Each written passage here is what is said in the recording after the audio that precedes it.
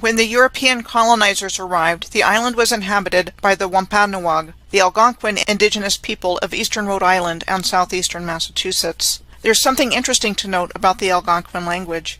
It is extremely hard to find this kind of information because of the hunter-gatherer theme going on with indigenous peoples of North America in the narrative, but I found an example in the written language script of the Algonquin Mi'kmaq people of Nova Scotia, and it is that of an apparent connection to the Egyptian language script. The Wampanoag tribe of Gay Head, or Aquinnah on Martha's Vineyard, is one of only two federally recognized Wampanoag tribes, the other being the Mashpee Wampanoag tribe, headquartered in Mashpee on Cape Cod. The Wampanoag on Martha's Vineyard are headquartered in Aquinnah on the southwest tip of Martha's Vineyard, part of the lands where they have lived for thousands of years, which were dispossessed by English settlers encroaching on their lands. Aquinnah, which was incorporated as a town named Gay Head between 1870 and 1997, is the location of Aquinnah Cliffs. The Aquinnah Cliffs, with streams of red and orange clay mixed with sand, were said to have been formed by glaciers millions of years ago.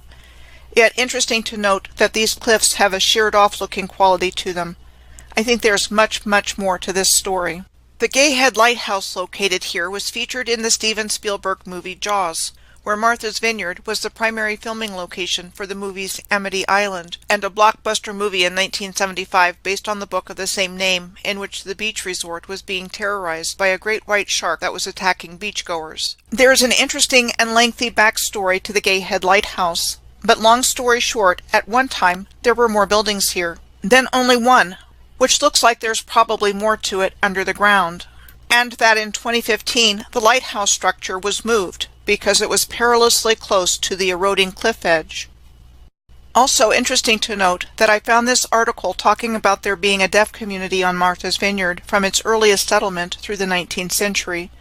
It would appear from the article that the deaf people here attracted a lot of interest and questions. Next, Block Island is in the Block Island Sound I mentioned previously. It is adjacent to Long Island Sound of the New York-New Jersey estuary system. It is 9 miles or 14 kilometers south of the Rhode Island mainland and 14 miles or 23 kilometers east of Long Island's Montauk Point. Block Island was named for Adrian Block, a Dutch privateer who was employed by the Dutch East India Company, who chartered the island in 1614. Mansion Beach on Block Island today is a secluded beach on the island's northeast coast, known for its white sand and big waves. It was so named because there was a mansion once here, said to have been designed by Massachusetts architect Edward F. Searle as a dream home for he and his wife, the widow of San Francisco Central Pacific Railroad magnate Mark Hopkins, one of the big four of Western railroading, along with Leland Stanford, Collis P. Huntington, and Charles Crocker.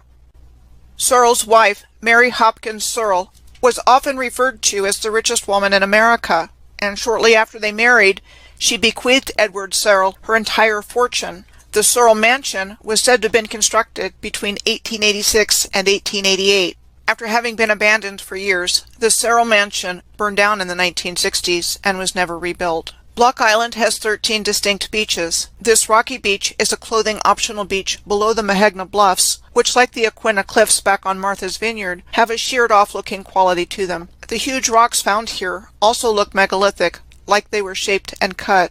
The island's southeast lighthouse is situated atop the Mahegna Bluffs. The southeast lighthouse was said to have been built in 1874 in the Gothic Revival architectural style.